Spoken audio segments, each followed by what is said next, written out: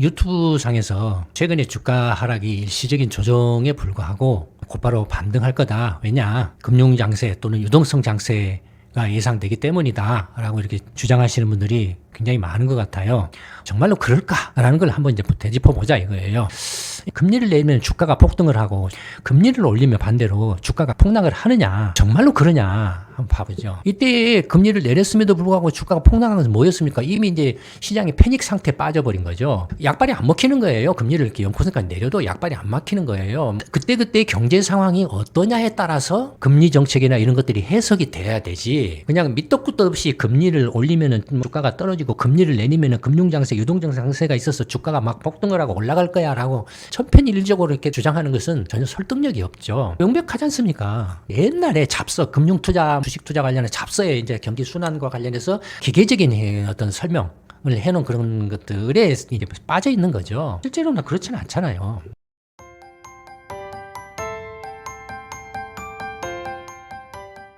안녕하십니까. 김광수 경제공사 김광수 소장입니다. 유튜브 상에서 최근에 주가 하락이 일시적인 조정에 불과하고 곧바로 반등할 거다. 왜냐? 금융 장세 또는 유동성 장세가 예상되기 때문이다. 라고 이렇게 주장하시는 분들이 굉장히 많은 것 같아요.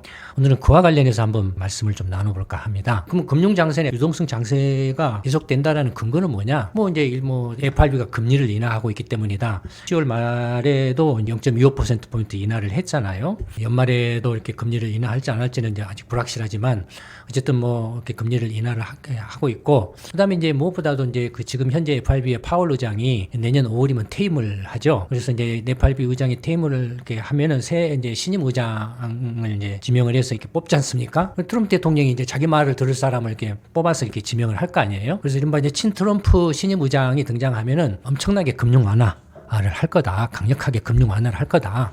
그렇게 되면 이제 금융 장세, 유동성 장세가 폭발하기 때문에 주가나 금이라든지 비트코인 다시 가격이 폭등할 거다.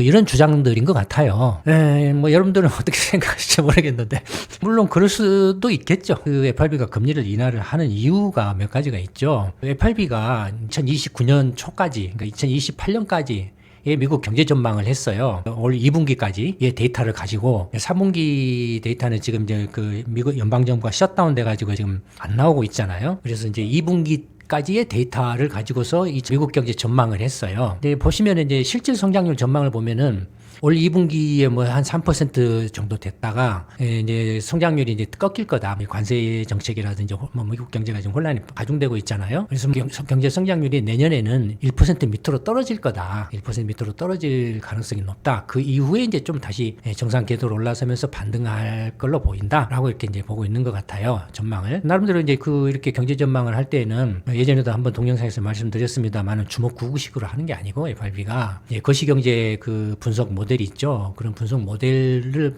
프로그램화 해가지고 이제 예측을 하고 있는 거죠. 그 다음에 이제 근원물가, FRB가 금리를 결정할 때는 이른바 이제 이렇게 에너지하고 농산품 가격을 뺀 물가를 기준으로 해서 이제 금리를 결정하지 않습니까? 그걸 근원 물가라고 하는데, 그래서 이제 그 근원 물가 상승률을 이제 전망을 어떻게 했냐면은 지금 이제 3%에 조금 못 미치고 있는 수준인데, 이제 예상했던 것보다는 트럼프 관세가 미국의 물가 상승에 그렇게 예상했던 것보다는 그렇게 심각하게 영향을 미치지는 않을 것 같다라고 이제 보는 것 같아요. 그래서 내년에는 이제 2% 밑으로 FRB의 물가 관리 목표치인 2% 밑으로 떨어질 가능성이 높다라고 이렇게 전망을 하고 있는 것 같습니다. 그 다음에 실질 자연이자율이죠. 자연이자율이라는 건 뭡니까? 정부가 인위적인 개입을 하지 않고 미국 경제 스스로가 가장 이상적인 상태에서 경제가 운영됐을 때 안정고용 상태, 그다음에 물가도 이렇게 안정적인 상태에서 미국 경제가 운영됐을 때에 실현 가능한 이자율 수준을 이제 자연이자율이라고 하죠. 근데 그 실질 자연이자율을 보면은 올 연초에는 거의 4% 육박을 했다가 최근에는 이제 3% 밑으로 조금 떨어졌고, 그 실질 자연이자율이 이제 쭉 하락할 걸로 이렇게 전망을 했어요. 내년에는 2% 정도까지, 2% 전후까지 떨어질 걸로 전망을 했어요. 실질 자연이자율이. 그러면 실질 자연이자율이 실질이니까 실질 이자율이 만약에 2026년에 2%까지 떨어진다라고 하면 근원 물가는 이제 인플레이잖아요. 그 명목 이자율은 실질 이자율에다가 인플레를 더한 거잖아요. 그러면은 인플레가 지금 이제 내년에 2% 밑으로 떨어진다고 그랬으니까 실질 이자율이 2%, 이제 인플레가 2% 하면은 4%죠. 뭐 한 4%에서 3% 후반대죠. 그렇죠? 그러면 내년에 FRB의 기준금리는 어느 정도까지 갈까요? 지금 이제 4%에서 4.25%지 않습니까? 내년에는 3% 후반대가 이른바 이제 그 FRB가 어떤 뭐라 할까요? 금리 정책의 어떤 그 하나의 기준점이 되는 거겠죠. 그렇죠? 그게 이제 이른바 중립 이자율 뭐라고 하는 것. 이제 그런 거겠죠. 예. 그러니까 실질 자연 이자율에다가 이렇게 인플레를 이렇게 더한 것이 이제 FRB의 어떤 기준금리의 어떤 하나의 기준점이 될 거니까 대체적으로 한 3% 후반대, 3.5%에서 4% 사이. 그러면은 현재 FRB의 기준금리가 4%에서 4.25니까 내년에 뭐 0.25%씩 한다라면 한 두 번 정도 금리를 내릴 가능성이 있다라는 거죠. 그게 현재로서 보면 이제 하나의 중립적인 금리 수준에 해당한다라고 본다라는 거죠. 이 정도가 여러분들이 생각하시기에 무슨 금융 완화라고 보시나요? 경제 성장이 둔화되고 있죠. 경제 성장이 둔화되고 있는 것에 따른 반응이죠. 예, 경제 성장이 둔화되기 때문에 물가 상승률도 약화되는 거고 그렇잖아요. 수요가 약화되니까 미국 경제 성장률은 뭡니까? 70%가 가계 소비잖아요. 성장률이 둔화된다는 것은 가계 소비가 둔화된다는 걸 의미하잖아요. 가계 소비가 둔화된다는 건 물가 상승률, 인플레의 압력이 둔화된다는 걸 의미하지 않습니까? 당연히 경제도 둔화되고 물가도 이렇게 떨어질 가능성이 높으니까 자연 이자율도 떨어지는 걸로 이렇게 나오겠죠. 그렇죠. 그러니까 이게 무슨 이렇게 FRB가 주가를 띄우거나 뭐 금값을 띄우거나 뭐 비트코인 값을 띄우기 위해서 금융 장세나 유동성 장세를 만들기 위해서 이렇게 한다라는 건 아니죠. 터무니없는 소리죠. 그다음에 설령 FRB가 미국의 실물 경제 상황을 보고서 금리를 뭐 내년에 한 두 번 정도 0.25%씩 두 차례 정도 낮춘다. 현 상태에서 물론 또 뭐 시간이 지나서 뭐 연말이나 내년쯤에 상황이 또 바뀔 수도 있겠죠. 그때 가면 또 전망치가 달라지겠죠. 근데 어쨌든 현재 시점에서의 전망치로 보면 이렇다 이거예요. 그러면 미국 경제 성장이 둔화되니까 당연히 이제 금리를 이렇게 내릴 가능성이 높고 따라서 그것이 어떤 주가를 떠받치는 미국의 주가나 이렇게 자산 가격을 떠받치는 그런 동력이 되느냐라고 이제 뭐 볼 수도 있겠죠. 그래서 뭐 금융 장세가 온다, 뭐 유동성 장세가 온다, 돈을 막 풀 거야. 이렇게 밑도 끝도 없는 주장들이 그냥 유튜브 상에 난무를 하는데 정말로 그럴까라는 걸 한번 이제 되짚어 보자 이거예요.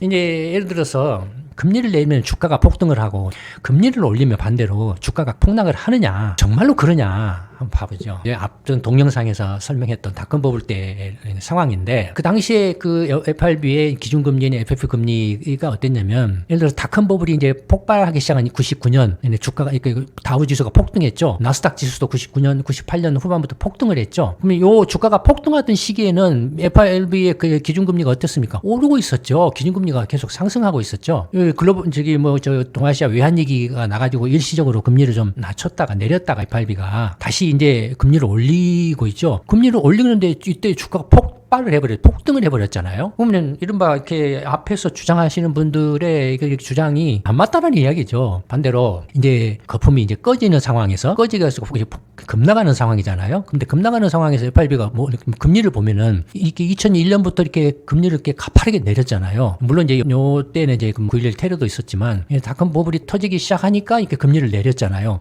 금리를 내려면은 주가가 폭등을 해야 되잖아요. 앞서 이렇게 주장하시는 분들의 유동성 장세, 금융 장세 오니 일시적인 그 하락은 조정 국면에 불과하는 거야 라고 이렇게 떠드시는 분들의 주장에 의하면 FRB가 이때 금리를 뭐 아주 가파르게 내렸는데 금리를 가파르게 내렸기 때문에 이때는 주가가 폭등을 했어야 되잖아요. 근데 주가가 폭등했습니까? 폭락했잖아요. 거품이 꺼졌잖아요. 그렇잖아요. 그러니까 주가가 오르고 내리고 또는 금값이 오르고 내리고 이런 뭐 이렇게 자산 가격이 오르고 내리고가 반드시 어떤 금리의 인상이나 금리 인하하고 연동하지 않는다라는 거예요. 그렇지 않습니까? 지금 연동하지 않잖아요. 그럼 이때만 그럽니까? 근데 글로벌 금융위기 때도 한번 봐보자고요. 2005년부터 FRB가 금리를 막 올렸어요. 막 올린 이유가 뭐였습니까? 지금 부동산 서프라임 론 그 위험을 감지하기 시작했어요. 이때부터. 그래서 이제 그걸 견제하려고 금리를 막 올리기 시작한 거예요. 뭐 2% 전반에서 5%를 넘어서 그냥 막 계속 올린 거예요.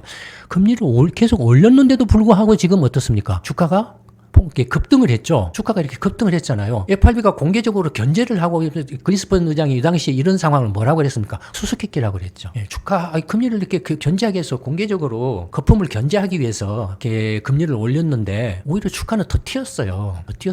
이른바 이렇게 유동성 장세, 금융 장세 주장하시는 분들이 전혀 근거가 없죠. 설득력이 없죠. 반대로 이제 2007 소프라임 론이 이렇게 딱 터지고 난 후에는 금리를 확 내렸잖아요. 금리를 확 내려서 거의 제로금리까지 내렸는데 금리를 확 내렸으면은 폭등을 해야 될 거 아니에요. 주가가 이렇게 5%에서 0%까지 확 내려버렸으면은 주가가 폭등을 해야 되잖아요. 어떻습니까? 폭락을 했잖아요. 폭락을. 그럼 뭘 말합니까? 전혀 그 경제 상황과 또는 시장 상황과 이게 그 금융 정책 간에 지금 금융 정책이라는 게 경제나 시장 상황에 따라서 이게 해석이 다 이게 달라지는 거지. 천편일률적으로 금리를 내리면은 금융 장세, 유동 장세가 벌어지고 금리를 올리면은 다시 이렇게 주가가 떨어지고 막 이런 단순한 어떤 생각이나 그런 주장으로는 이게 말이 안 되죠. 이때 금리를 내렸음에도 불구하고 주가가 폭락한 것은 뭐였습니까? 이미 이제 시장이 패닉 상태에 빠져버린 거죠. 약발이 안 먹히는 거예요. 금리를 이렇게 0%까지 내려도 약발이 안 막히는 거예요. 뭐 금융기관이 막 계속 파산하고 하는 상황이고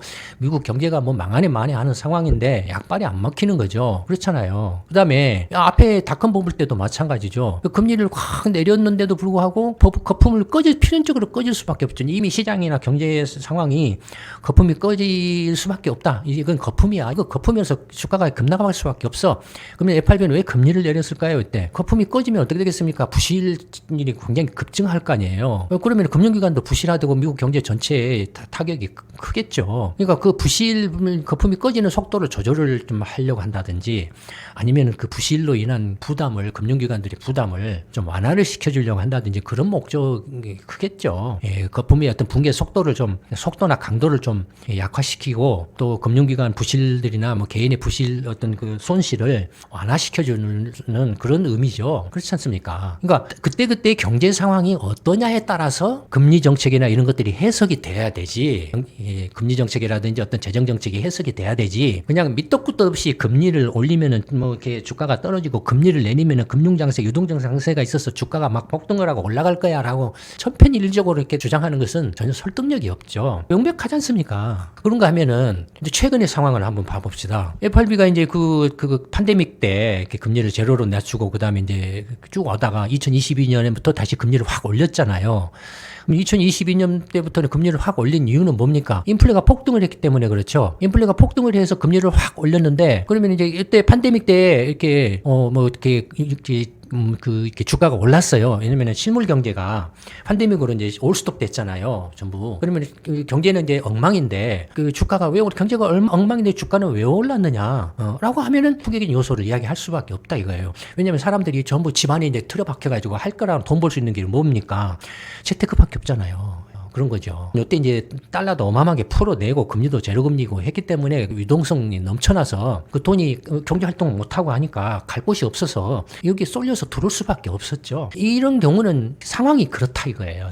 경제적인 상황이 팬데믹이라는 특수한 상황에서 벌어진 특수한 현상이다 이거예요. 그러면 이제 2022년부터는 이제 물가가 폭등을 했는데 금리를 올렸으니까 그래서 금리를 올려서 뭐 이렇게 그 주가가 떨어졌던 것처럼 보이죠. 근데 실제로 이렇게 금리를 올렸기 때문에 주가가 떨어진 걸까요? 아니에요. 이때 주가 떨어진 게 뭐 때문에 떨어졌습니까? 러우 전쟁 때문에 떨어진 거예요. 러우 전쟁이 충격이 큰 거예요. 이때는 이렇게 그러니까 러우 전쟁 충격이 컸고 유동성은 그대로 있어요. 보시는 것처럼 통화 공급을 했는데 2022년까지도 FRB가 풀어낸 달러 유동성이 9조 달러에 달할 정도로 꼭지점에 도달했어요. 2022년에 러우 전쟁 나니까 그 인플레는 잡아야 되고 FRB 입장에서 러우 전쟁을 시작으로 해서 유가가 폭등을 했잖아요. 그래서 모든 금속이라든지 농산품이나 모든 가격들이 덩달아서 폭등을 했잖아요. 그러니까 FRB 입장에서는 인플레는 잡아야 되니까 금리는 올릴 수밖에 없고 하지만은 팬데믹 충격에다가 그다음에 러우 전쟁까지 터져가지고 실물 경제가 더 아작이 날 가능성이 높다. 그렇기 때문에 달러 유동성은 그대로 유지를 한 거예요. 상식적으로 생각해봐도 납득이 되잖아요. FRB의 그런 어떤 금융 정책의 행태가 그렇잖아요. 달러 유동성은 여전히 9조 달러로 어마어마한데도 불구하고 이게 떨어진 거예요. 이게 복합적으로 작용을 했죠. 2022년 무렵 되면 이제 팬데믹 풀리기 시작하는 그런 때죠. 팬데믹이 풀리기 시작하는 때인데 이런 충격이 다 왔기 때문에 러우 전쟁이라는 또 외부적인 또 충격이 왔기 때문에 발생했기 때문에 떨어진 거죠. 그다음에 만약에 금리가 계속 올렸잖아요. 언제까지 2023년까지 올려서 2024년 거의 중후반까지 계속 고금리를 유지를 했잖아요. 그러면 요렇게 금리를 계속 올렸기 때문에 계속해서 주가가 떨어져야 되잖아요. 2024년 적어도 여름까지는 계속 금리가 이렇게 고공행진을 했기 때문에 주가가 계속 떨어져야 되잖아요. 근데 실제로 주가는 어땠습니까? 2022년 중반부터 그냥 다시 푹 올라가요. 그러니까 러우 전쟁이 탁 터져가지고 그 충격으로 일시적으로 했지만 처음에는 우크라이나가 러시아한테 일방적으로 한 3주 만에 깨질 거라고 뭐 한 달도 안 돼서 깨질 거라고 생각했는데 뚜껑을 열어놓고 보니까 러시아가 빈깡통이더라 이거예요. 그래서 이렇게 러우 전쟁이 그 어떤 세계 경제에 미치는 충격이 생각보다 크지 않을 것 같다라는 뭐 이런 이제 분위기들이 이렇게 돌았죠. 그래서 이렇게 금리를 계속 올리는데도 불구하고 주가는 계속 뛰었어요. 심지어 이제 달러를 막 풀었던 달러 유동성을 회수할 때도 주가는 계속 뛰었어요. 물론 이때 금리를 조금 내리기 시작했지만 이렇게 뒤에서 보시는 것처럼 다우 지수하고 나스닥 지수가 있는데 이게 이제 FRB의 이제 금리하고 달러 유동성을 이제 FRB가 풀어낸 이제 유동성하고 보면은 이게 글로벌 금융 위기 때잖아요. 위기 때 금리를 확 내리고 이제 유동성을 확 풀었죠. 유동성 확 늘렸죠. 2조 달러로. 그 주가가 이렇게 충격으로 잠시 이제 떨어졌죠. 떨어졌다가 그 이후에 다우지수하고 나스닥 지수는 어떻습니까? 사실은 중간에 금리를 이렇게 2016년, 15년 이후부터 금리를 올렸잖아요. 올리고 이렇게 유동성 출구 전략하면서 했는데 뭐 이렇게 주가가 뭐 이렇게 금리를 올렸다라고 해서 뭐 떨어지거나 뭐나 그런 거 거의 없었잖아요. 주가가 이렇게 이게 떨어진 것은 금리나 이게 유동성보다는 충격이죠. 외부 충격이죠. 팬데믹 충격. 나스닥은 거의 반응도 안 했어요. 팬데믹 충격에. 팬데믹 충격. 그다음에 이 러우 전쟁 충격이 컸죠. 2022년 때도 아까도 말씀드렸던 것처럼 2020년대 금리를 올렸지만 달러 유동성은 계속 늘어나고 있던 때죠. 어마어마하게 9조 달러 정도로 이렇게 확 계속 늘어나고 있던 때죠. 그 다음에 이렇게 금리가 계속 올라서 2024년 이렇게 여름까지도 계속 이렇게 다우지수하고 나스닥 지수는 계속 올랐죠. 금리가 이렇게 고금리 상태에서 금리를 올리고 내리고 하는 것이 무슨 금융장세다, 유동성 장세를 결정짓는다, 그리고 그거에 따라서 반드시 주가가 오르고 내린다 하는 것은 그렇지 않아요.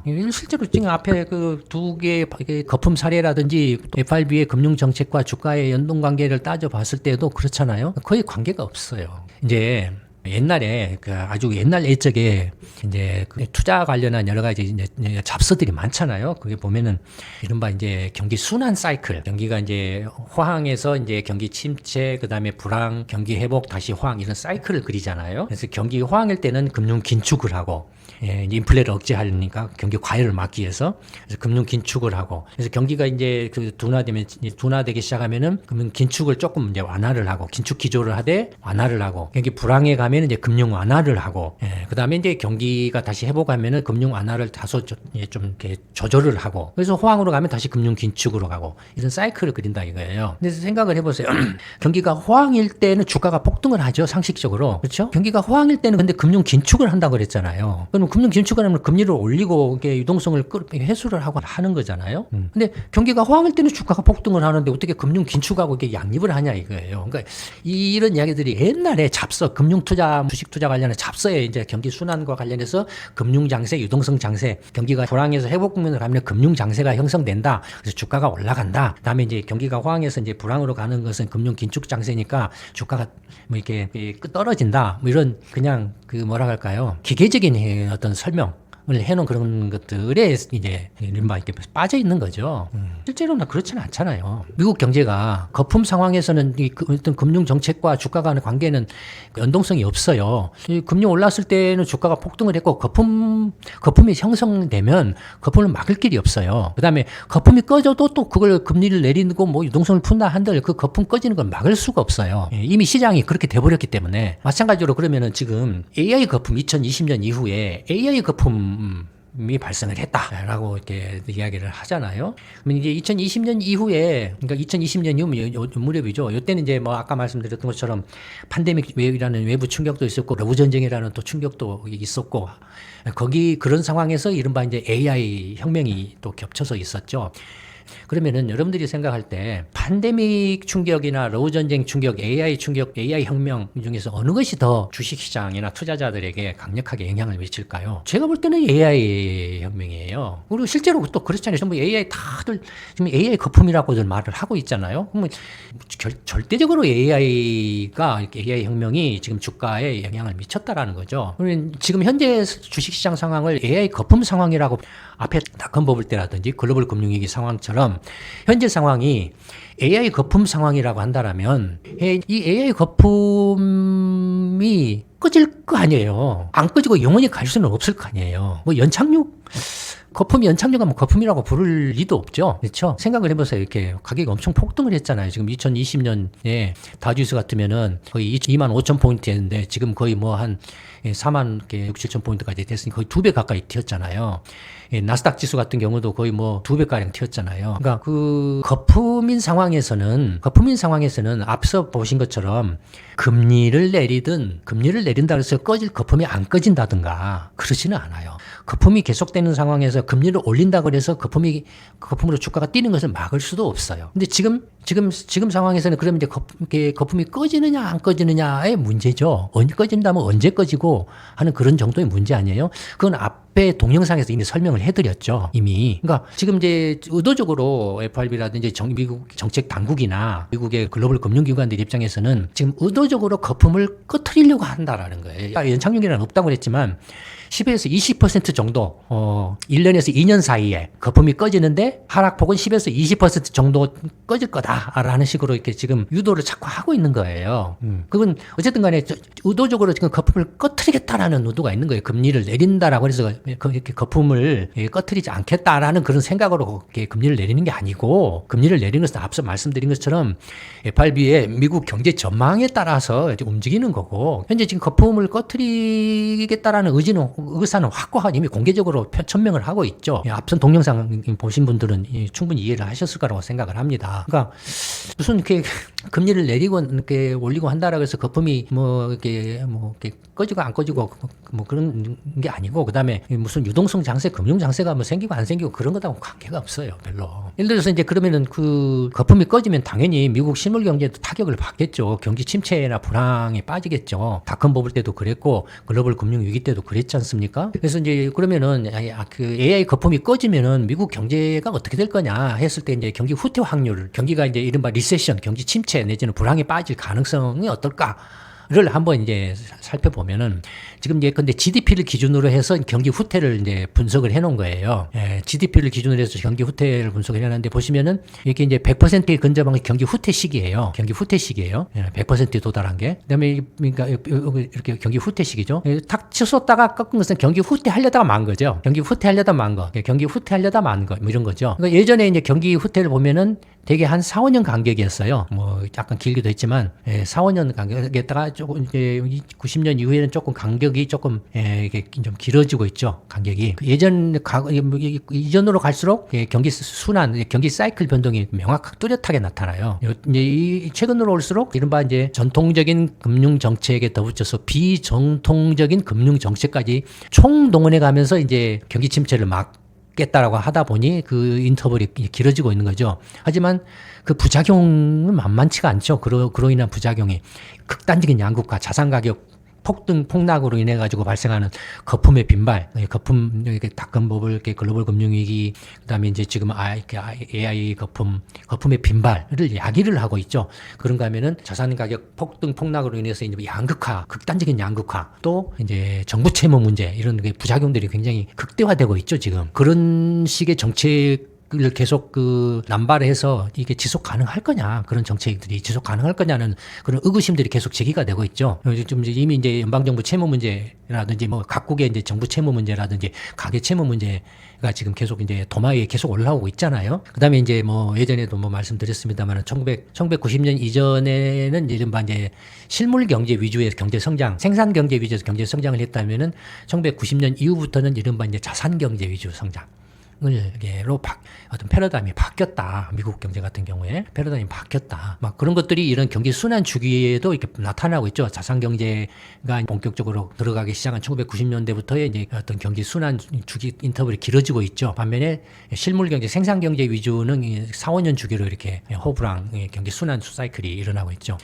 이게 이제 GDP는 어떻습니까? GDP 통계는 되게 짧게는 뭐 한 달에 2달, 길게는 3개월 정도의 시차가 있죠. 그러니까 뭔가 이렇게 속보성에서는 약하죠. 그래서 이제 경기 후퇴 확률을 속보성을 좀 강조하기 위해서 실업률 통계를 가지고 이제 경기 후퇴 확률을 계산해내는 지표가 있어요. 실업률은 매달 나오지 않습니까? 실업률 통계는. GDP는 분기에 한 번씩 나오잖아요. 그러니까 속보성이 떨어지죠. 반면에 실업률은 매달 나오니까 속보성이 상대적으로 GDP보다는 높죠.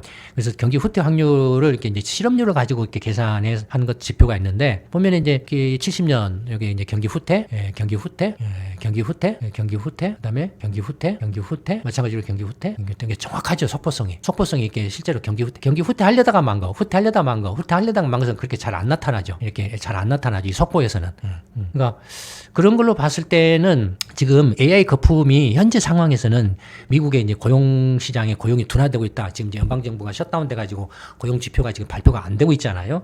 그래서 뭐라고 단언할 수는 없습니다만은, 그럼에도 불구하고 현재 이 고용 지표, 실업률 지표로 봤을 때 미국 경제가 당장에 어떤 경기 리세션, 경기 침체, 불황에 빠질 가능성은 낮다라고 이렇게 보여진다라는 거예요. 문제는 뭐냐면 이제 AI 거품이 앞서서도 거품이 꺼질 때 그 거품 붕괴로 인한 충격이 실물 경제도 또 이렇게 타격을 줘가지고 실물 경제가 갑자기 침체에 빠져버리거든. 빠졌잖아요. 닷컴 때도 그랬고, 그다음에 글로벌 금융 위기 때도 그랬고 그랬잖아요. 그러니까 그런 걸로 봤을 때 AI 거품이 꺼질 경우에 미국 경제가 지금 현재로서는 경기 침체에 빠질 가능성이 현재로서는 낮게 나타나고 있지만은, AI 거품이 꺼졌을 때 미국 실물 경제에도 충격을 받을 수밖에 없다라는 거죠. FRB가 전망을 하고 있는 것은 그런 AI 거품 붕괴로 인한 충격 같은 건 고려를 안 하고 있죠. 만약에 지금 AI 거품이 뭐 11월 달이나 12월 달 아니면 내년 연초에라도 갑자기 확 꺼지게 되면은 그 충격으로 인해서 미국 경제의 성장률이 갑자기 툭 떨어진다든지 하겠죠.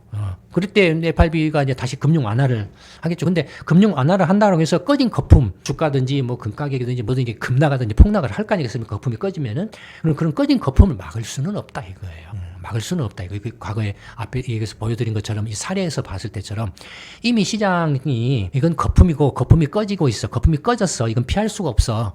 그럼 이미 시장의 심리라든지 뭐 시장이 그렇게 지금 받아들였기 때문에 막을 수가 없다 이거예요. 그러니까 AI 거품이 꺼지게 되면은 미국 경제도 충격을 받을 수밖에 없다라는 거죠. 지금 이렇게 FRB가 금리를 좀 인하를 하고 있고, 파월 의장이 내년 퇴임해서 이제 이른바 친트럼프의 신임 의장이 등장해서 금융 완화를 대폭으로 할 거야. 그래서 금융 장세, 유동성 장세가 계속될 거야라고 이렇게 떠들어서 다시 주가가 계속 오를 거니, 금값이 오를 거니까 겁먹지 마. 그분들이 책임져 준다면 모르지만 책임져 주지 않는 한에 있어서는 그냥 흘러 들으시는 게 아마 더 현명하지 않을까 싶어요. 예전부터 이렇게 여러분들 점쟁이 말은 안 믿잖아요. 여러분 점보러 가십니까? 뭐든 하여튼 투자 관련해서 어떻게 투자를 하는 게 현명한가에 대해서 한번 또 말씀을 드려볼 기회가 있을 거라고 생각을 합니다. 오늘 말씀은 이걸로 마치도록 하겠습니다. 감사합니다.